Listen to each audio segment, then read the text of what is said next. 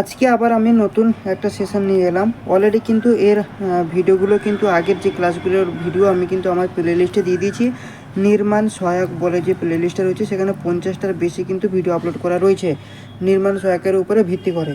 ঠিক আছে, তো যারা যারা দেখোনি তারা ওখানে গিয়ে দেখে নিতে পারো। ঠিক আছে, এবং আজকের কোশ্চেন 6 নম্বর থেকে 6 নম্বর প্রশ্ন কী বলছে, a heavy stone is suitable for. Heavy স্টোনটা সুইটেবল হবে কোথায়? এই প্রশ্নটা ঘুরিয়ে পেঁচিয়ে আবার এক রকমের আসতে পারে কি না, এ stone is suitable for the construction of. ঠিক আছে, অপশান এ বলে দিয়েছে আর্চিড, বি বলেছে রাবেল মেশিনারি, সি বলেছে রোড, আর ডি বলেছে কি রিটেনিং ওয়াল। এই প্রশ্নটা গুপ্তার বইতেও রয়েছে, গুপ্তার যে বিএমসি 10 নম্বর প্রশ্ন। ঠিক আছে, তোমরা চলে যাবে পেজ নম্বর 256, ওখানে গেলে কিন্তু তোমরা এটা পাবে। তাহলে দেখো এখানে আমরা এক একটা সম্পর্কে আমরা জানবো। ঠিক আছে, এই যে অর্চিড যেটা বললাম অপশান এ অর্চিডে, ঠিক আছে, এটা আমরা হচ্ছে তোমার ডিজাইন পারপাসের ক্ষেত্রে আমরা ইউজ করি, মানে আজকে সফট স্টোনের ক্ষেত্রে। তাহলে এখানে আমি লিখে দেবো কি না সফট স্টোনের ক্ষেত্রে আমরা ইউজ করছি। তারপরে দেখো রাবেল মেশিনারি সম্পর্কে তো খুব ভালোভাবে আমি এক্সপ্লেন করেছিলাম নেক্সট ক্লাসে। তোমরা যারা দেখোনি তারা দেখে নেবে, বা প্রিভিয়াস ক্লাসগুলো আছে সেগুলো দেখবে, সেখান থেকে তোমরা পেয়ে যাবে। এই যে রাবেল মেশিনারি হচ্ছে আমাদের হার্ড স্টোনের ক্ষেত্রে সুইটেবল। হার্ড স্টোনের ক্ষেত্রে সুইটেবল হয়। এরপর দেখো রোড। ঠিক আছে, এরপর রোড হচ্ছে তোমার হার্ড ডিউস প্লাস ডিউরেবলের জন্য। হার্ড ডিউস প্লাস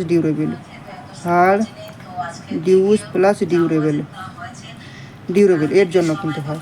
আর রিটেনিং ওয়াল কি না, রিটেনিং ওয়াল হচ্ছে তোমার হেভি স্টোনের ক্ষেত্রে। তাহলে এই যে রিটেনিং ওয়াল হচ্ছে হেভি স্টোনের ক্ষেত্রে কিন্তু রিটেনিং ওয়ালটা সুইটেবল। তাহলে এখানে প্রশ্নতে দিয়েছে দেখো হেভি সুইটেবল।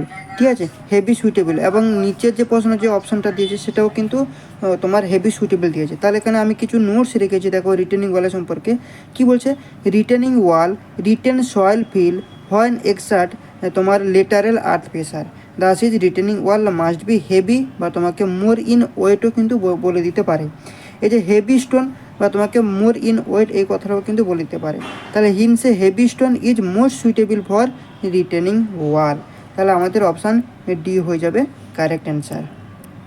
ওকে, চলো এরপরে আমরা যাব 7 নম্বরে। 7 নম্বর কী বলছে দেখো, 7 নম্বর যেটা বলছে, the crushing strength of a good building stone. Good building স্টোনের ক্রাশিং স্ট্রেংথ কত সেটা কিন্তু জিজ্ঞেস করছে। শুড বি মোর দেন কত হবে, 50 MPa, 100 MPa, সি বলছে 150 MPa, ডি বলেছে কি না 200 MPa। তাহলে দেখো crushing strength of good building stone should be more than কত, 1000 কেজি পার সেন্টিমিটার স্কোয়ার। কত, 1000 কেজি পার সেন্টিমিটার স্কোয়ার। এটাকে কিন্তু আরেকটা ভাবেও লেখা যায় এমপিএতে, মেগাপাস্কেলে। সেটা মেগাপাস্কেল করলে কত হবে, 100 MPa।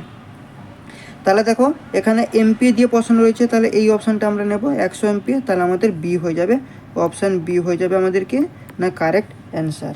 ওকে, চলো এরপরে আমরা যাব 3 নম্বরে। 3 নম্বর কি বলছে দেখো, মানে 8 নম্বর প্রশ্ন বলছে, which of the following is use for decorative work in building. কি আমরা ডেকোরেটিভ ওয়ার্ক ইন বিল্ডিংয়ের ক্ষেত্রে কোনটা আমরা ফলো করছি? এর মধ্যে দেখো গ্রানাইট দিয়ে দিয়েছে, বেসাল্ট দিয়েছে, সি বলেছে স্লেট, ডি বলেছে ডলোমাইট। তাহলে আমাদের ডেকোরেটিং পারপাসের ক্ষেত্রে আমরা ইউজ করি কি গ্রানাইট। অপশান এ হয়ে যাবে কারেক্ট অ্যান্সার। কিন্তু এক্সপ্লেনটা একবার দেখে নাও কী কী, এখানে অনেক কিছু ডেটা আমি ইনক্লুড করেছি। কী ডেটা না, granite is an igneous rock. Granite তো ইগনিয়াস রক আমরা জানি, কেন রক যখন আমরা পড়াশুনো করি তখন 3টে যে ক্লাসিফিকেশান, ইগনিয়াস রক, ঠিক আছে, বা তোমার জিওলজিক্যাল ক্লাসিফিকেশান যেটা আমরা পড়লাম, ফিজিক্যাল ক্লাসিফিকেশান, ঠিক আছে, সেডিমেন্টারি রক, সেগুলো থেকে কিন্তু আমরা জানলাম যে ইগনিয়াস রক হচ্ছে আমাদের granite. It is mainly compose for quartz. এই যে গ্রানাইটটা কী দিয়ে তৈরি হয় না, সেটা হচ্ছে তোমার এই যে দেখো কোয়ার্টজ, ফিলস্পার এবং মাইকা, এই 3টে দিয়ে কিন্তু গ্রানাইটটা তৈরি হয়। কিন্তু এই তিনটের মধ্যে কোয়ার্টজ হচ্ছে বেশি স্ট্রেংথ দেয়। কোয়ার্টজ কী করে না বেশি স্ট্রেংথ প্রোভাইড করে। যদি প্রশ্নতে তোমাকে কোনো সময় যদি অপশান দেয় যে কোয়ার্টজ প্লাস ফিলস্পার, আবার ধরো কোয়ার্টজ প্লাস মাইকা যদি বলে, তাহলে সবসময় কিন্তু আমরা এই কোয়ার্টজ প্লাস ফিলস্পার কিন্তু আমরা অপশানে করব। ঠিক আছে, তাহলে এর স্পেসিফিক গ্র্যাভিটি কত? স্পেসিফিক গ্র্যাভিটি হচ্ছে তোমার 2.64। আর কম্প্রেহেনসিভ স্ট্রেংথ কত? না কম্প্রেহেনসিভ স্ট্রেংথ ভেরি করে তোমার 77 থেকে 130 এমপির মধ্যে কিন্তু ভেরি করে। আর ওয়াটার অ্যাবজর্পশান লেস দেন হয় 1%। আর ইজিলি পলিউশন অফ ওয়ার্ক হয়। আর মেনলি কম্পোজ অফ সিলিকার যে পার্সেন্টেজটা থাকে, তোমার সিলিকার পার্সেন্টেজ হচ্ছে 60 থেকে 80%। কত? 60 থেকে 80% থাকে সিলিকার পার্সেন্টেজ। ঠিক আছে, তাহলে আমাদের অপশান এ হয়ে যাবে কারেক্ট অ্যান্সার। ওকে, চলো এরপর আমরা নেক্সট 9 নম্বরের দিকে যাব। 9 নম্বর কী বলছে? 9 নম্বর বলছে the specific gravity of quartz is. Specific gravity কার? কোয়ার্চের স্পেসিফিক গ্র্যাভিটি কত সেটা সম্পর্কে আমরা জানবো। দেখো, কোয়ার্চের স্পেসিফিক গ্র্যাভিটি জানতে গেলে এখান থেকে আরও আমরা কিছু ইনফরমেশান জানবো। কী কী ইনফরমেশান জানবো এখানটা দেখো আমি লিখে রেখেছি। দেখো, তোমার এখানে স্পেসিফিক গ্র্যাভিটি অফ কোয়ার্চের স্পেসিফিক গ্র্যাভিটি হচ্ছে 2.65। আর স্পেসিফিক গ্র্যাভিটি অফ ক্যালসাইটের স্পেসিফিক গ্র্যাভিটি কত? 2.71। আর স্পেসিফিক গ্র্যাভিটি অফ ডলোমাইটের স্পেসিফিক গ্র্যাভিটি কত? 2.85 থেকে 2.95। Specific gravity of silica glass তার কত? না সেটা হচ্ছে কত? 2.21। স্পেসিফিক গ্র্যাভিটি অফ গ্লাসের স্পেসিফিক গ্র্যাভিটি কত? 2.4 থেকে 3.20।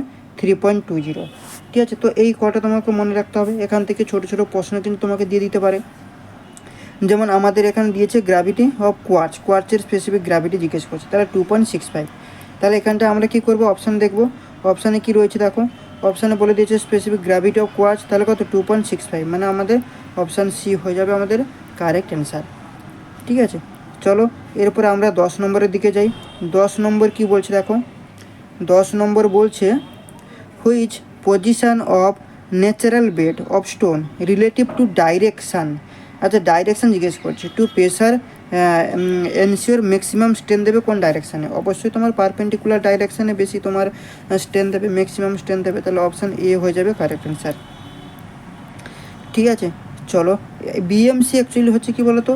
বিএমসি হচ্ছে আমাদের একটা মুখস্থ করার মতন একটা সাবজেক্ট। এটা তুমি কোনো বই পড়ে এটাকে উদ্ধার করা একটু চাপের হয়ে যায়। কেউ যদি নোটস বানিয়ে তোমাকে যদি বুঝিয়ে দিতে পারে, তা বা কোনো চ্যানেল থেকে তুমি যদি পেয়ে যাও বা কোনো কোচিং সেন্টার থেকে যদি তুমি পেয়ে যাও ক্লাস, তাহলে কিন্তু সবথেকে বেটার হয়। কিন্তু নিজে পড়ে এটাকে উদ্ধার করা একটু চাপের হয়ে যায়। এখান থেকে কিছু কিছু পুরো সব কিছু জিনিস পড়া দরকার নেই। কিছু কিছু জায়গা রয়েছে, ওই সব জায়গায় ওই সব ডেটাগুলো যদি তুমি পড়ে মনে রাখতে পারো, তাহলে কিন্তু পরীক্ষার জন্য কিন্তু তোমার সাফিসিয়েন্ট প্রিপারেশান বিএমসি। ঠিক আছে, তা দেখো 11 নম্বর কী বলছে? The tendency of a stone is to split along. কী হয়ে যাবে? টেক্সচার টেন্ডেন্সি অফ স্টোনের কী হয়? স্প্লিট অ্যালংয়ের সময় কী হয়? ক্লিয়াভেজ, তাই না? তাহলে অপশান সি হয়ে যাবে আমাদের কারেক্ট অ্যান্সার। ওকে, 12 নম্বর কী বলছে? কোয়ার্টিজাইট কি? না কোয়ার্টিজাইট হচ্ছে আমাদের সিলিশিয়াস রক, না আর্গিলেসিয়াস রক, না ক্যালকেরিয়াস রক, না একুয়াস রক যখন করাই তখন কিন্তু এটা সম্পর্কে ডিটেলসের সঙ্গে কিন্তু এক্সপ্লেন করা হয়েছে। তাহলে তোমরাই জানো। ঠিক আছে, যে অপশান এ হয়ে যাবে কারেক্ট অ্যান্সার। কি? না সিলিশিয়াস রক। ঠিক আছে, আর এরপর দেখো 13 নম্বর হচ্ছে মোস্ট ইম্পর্ট্যান্ট একটা প্রশ্ন। ঠিক আছে, তো কী বলছে? Which of the following is not carbonate mineral. ঠিক আছে, মিনারেল কী কী আমরা জানি, এবং তোমার মার্বেলটা কী কী দিয়ে সেটাও আমরা জানলাম। রক আর মিনারেল দুটো কিন্তু আমরা ফার্স্ট ক্লাসে পড়েছি, থিওরি ক্লাসে। ঠিক আছে, এখানে দেখো কার্বনেট মিনারেলের মধ্যে কোনটা না সেটা জিজ্ঞেস করছে।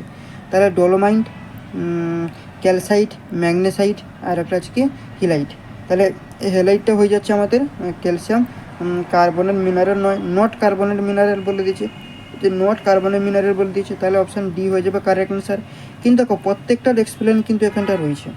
দেখো প্রথমে কী বলেছে? ডলোমাইট। কী বলেছে? Dolomite is an inherence carbonate mineral compose of calcium, magnesium এবং কার্বনেট দিয়ে কিন্তু তৈরি কম্পোজ হচ্ছে। তারপর দেখো তোমার ক্যালসাইটে কী বলছে? Calcite is a carbonate mineral. এটা ক্যালসাইট হচ্ছে carbonate mineral and most stable polymer. ঠিক আছে, 3 নম্বর বলছে কি? ম্যাগনেসাইটে কী বলছে? Magnesite the mineral magnesium carbonate and a member of calcium group of তোমার কার্বনেট মিনারেল। আর ডি বলেছে কি? তোমার হিলাইট হচ্ছে তোমার rock salt the mineral from sodium chloride. ওই জন্য এই যে তোমার হিলাইট হয়ে যাচ্ছে কি রক সল্ট। রক সল্ট মানে কি, সেটা হচ্ছে তোমার কার্বনেট মিনারেল না, তাই আমাদের এইটা হয়ে গেল কারেক্ট অ্যান্সার। ঠিক আছে, তো এই ছিল আজকের আমাদের প্রশ্ন।